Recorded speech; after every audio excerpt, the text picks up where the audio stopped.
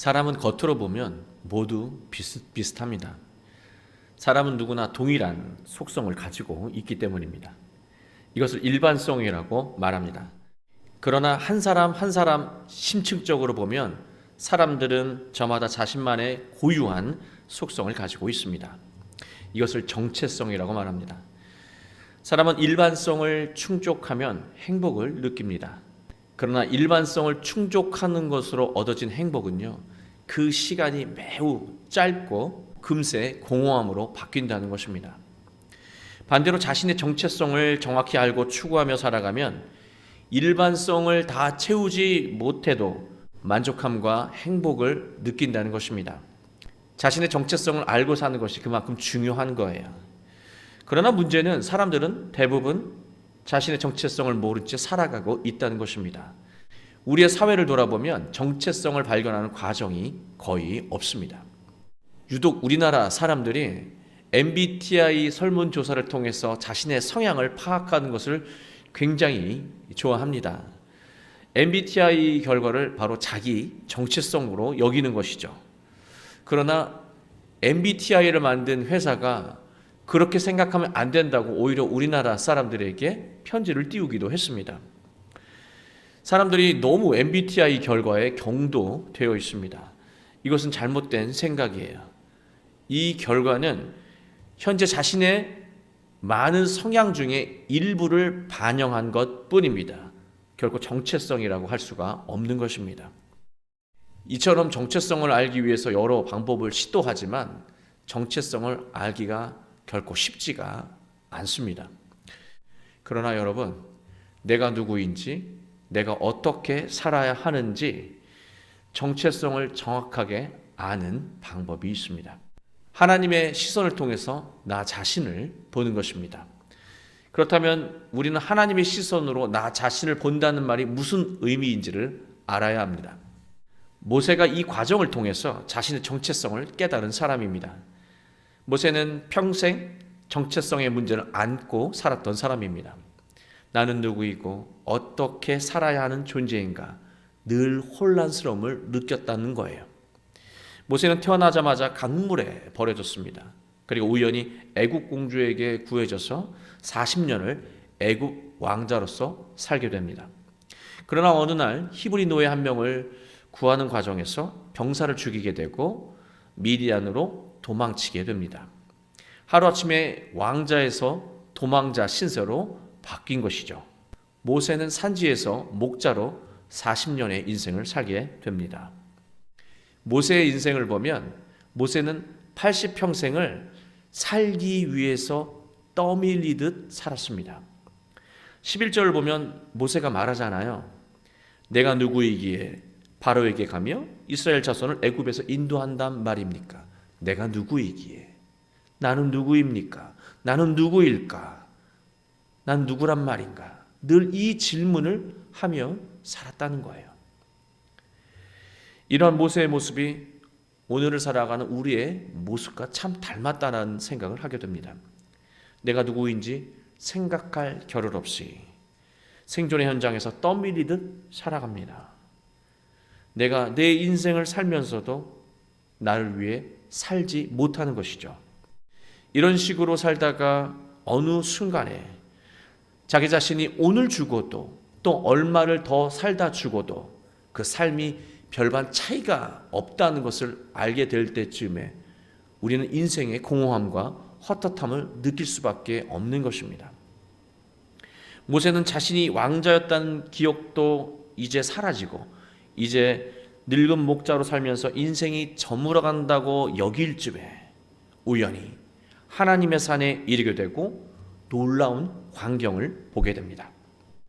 떨기나무에 불이 있는데 떨기나무가 전혀 타지 않는 거예요. 모세는 이 광경을 통해서 절대자 하나님이 계시다라고 하는 것을 강하게 느끼게 됩니다. 그리고 그 하나님이 지금 이 순간에 자신과 함께 한다는 것을 느끼게 되죠. 하나님의 임재를 느낀 것입니다. 모세는 하나님의 임재에 압도당했고요. 그 앞에서 신을 벗고 몸과 마음을 경건하게 했습니다.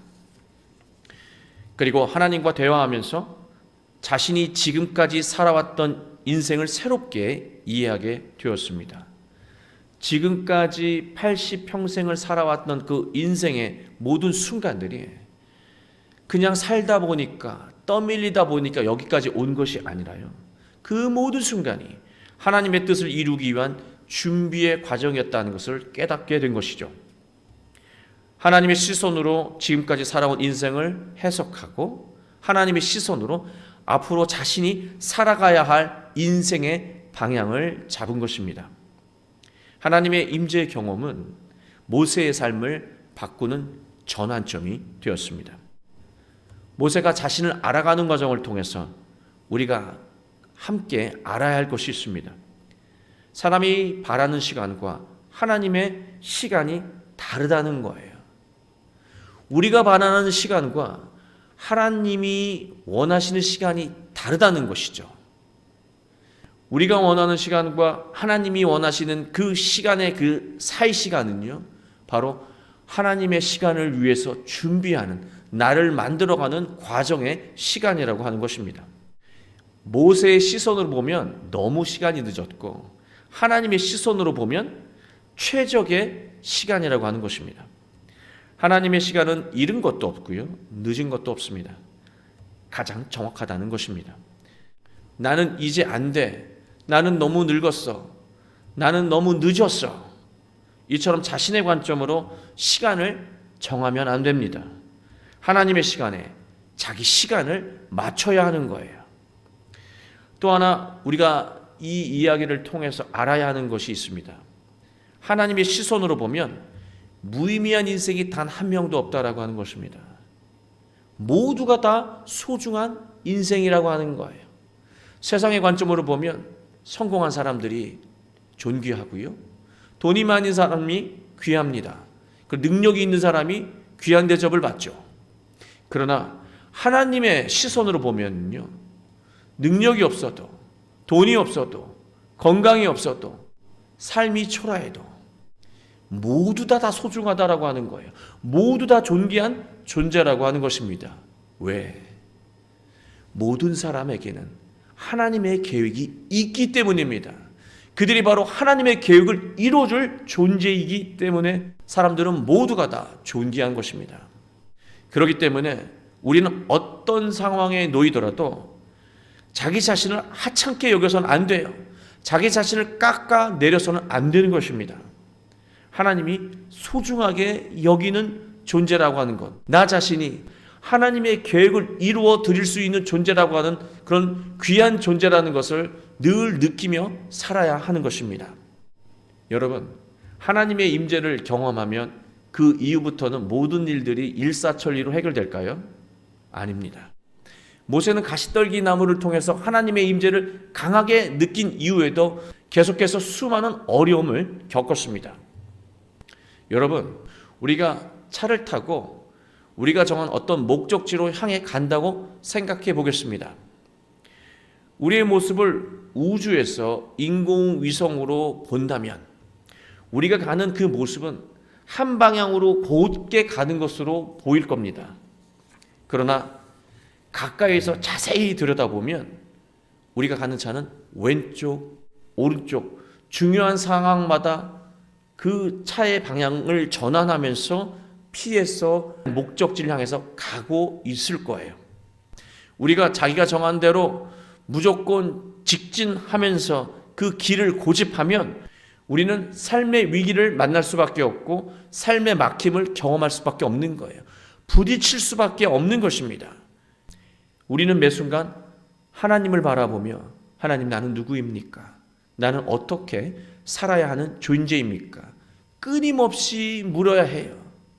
하나님은 그때마다 우리에게 너는 어떤 존재이고 너는 어떤 계획을 가진 존재이며 지금 어떻게 살아야 하는지 우리의 삶의 방향을 정해주시고 선한 길로 인도해 주신다라고 하는 것입니다. 하나님이 중요한 순간마다 말씀하실 때 우리는 마음의 방향과 삶의 방향을 전환해야 하는 거예요. 그러면 우리의 인생은 평안하고 만족스러우며 감동적인 인생을 살 수 있다는 것입니다. 우리는 예수님을 통해서 이미 하나님이 함께 하신다는 것을 알게 되었습니다. 우리가 항상 예수님에게 시선을 고정하고 예수님을 마음에 새기며 살아간다면 하나님은 성령을 통해서 우리와 늘 함께 하시며 중요한 순간마다 우리가 어떻게 마음을 전환하고 삶을 전환해야 하는지 늘 보여주시고 인도해 주실 것입니다. 사랑하는 교회 여러분, 우리는 떨기나무처럼 길에서 흔하게 볼 수 있는 그런 존재들입니다. 그러나 우리 인생에 하나님께서 함께 하시면요, 떨기나무가 불 가운데에서도 타지 않았던 것처럼 나이가 먹고 병들고 힘들어도 우리는 소진되지 않는 인생을 살 수 있다라고 하는 것입니다. 우리는 매일 매순간 하나님 앞에서 하나님, 나는 어떤 존재입니까? 하나님, 나는 어떤 계획을 가진 존재입니까? 하나님, 나는 지금 이 순간에 어떤 모습으로 살아야 합니까? 끊임없이 하나님께 물으신다면 하나님은 우리에게 정확하게 그 계획과 지금 어떤 삶으로 어떤 마음으로 전환해야 하는지 선명하게 보여주실 것입니다. 우리가 하나님 앞에서 단 하루라도 자신을 제대로 알고 살아가려고 노력한다면 우리는 삶의 새로운 전환점과 마주하게 될 것입니다. 한평생 하나님과 함께하며 감동적인 인생을 살아가시는 여러분, 여러분의 가정, 자녀, 배우자, 우리의 교회가 되길 주 예수 그리스도의 이름으로 축원합니다.